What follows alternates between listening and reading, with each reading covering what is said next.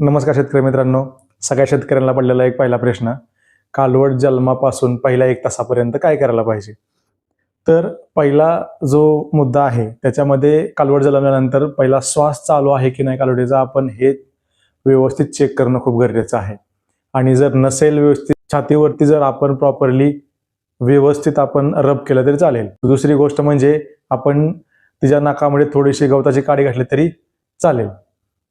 त्यातला दुसरा मुद्दा असा आहे की शेतकऱ्याने वासरू प्रॉपरली कोरडं करणं गरजेचं आहे. व्यवस्थित कोरडं करणं गरजेचं आहे. कोरडं चांगल्या टॉवेलने करणं गरजेचं आहे. जर आपल्याला टॉवेलने नसेल होत तर ते वासरू जे आहे ते गायीच्या समोर नेऊन आपण ठेवणं गरजेचं आहे, जेणेकरून ती गाय त्या वासराला व्यवस्थित चाटेल आणि चाटल्यानंतर त्या गायीमधला आणि त्या वासरामधला बॉन्डिंग चांगला तयार होईल आणि वासराच्या ब्लड सर्क्युलेशनसाठी मदत होईल. तिसरा मुद्दा म्हणजे नाळ निर्जंतुकीकरण.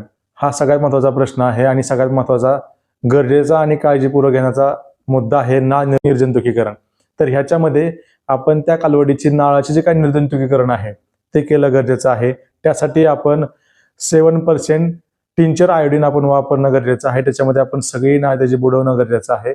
तुमच्याकडे टिंचर आयोडीन जर नसेल तर तुम्ही हळद लावली तरी चालेल, जेणेकरून ती त्याच्यामध्ये कुठल्याही प्रकारचे जीवाणू जाऊ शकत नाहीत किंवा जाणार नाही.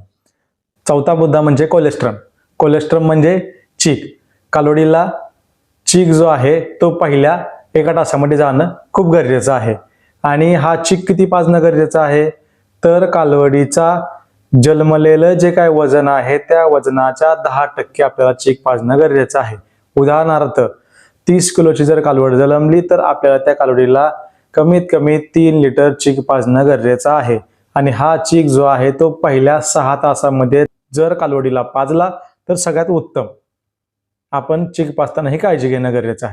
5वा मुद्दा म्हणजे कालवडीचं वजन आत्ताही कोणी नोंद करत नाही, ते नोंद करणं खूप गरजेचं आहे. कालवडीचं जन्मलेलं वजन आणि त्या कालवडीची जन्मतारीख आपण वहीमध्ये नोंद करून ठेवणं गरजेचं आहे. हा सगळ्यात महत्त्वाचा मुद्दा आहे शेतकऱ्यांसाठी.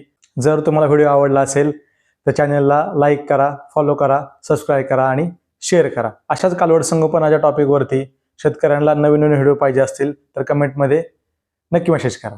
धन्यवाद.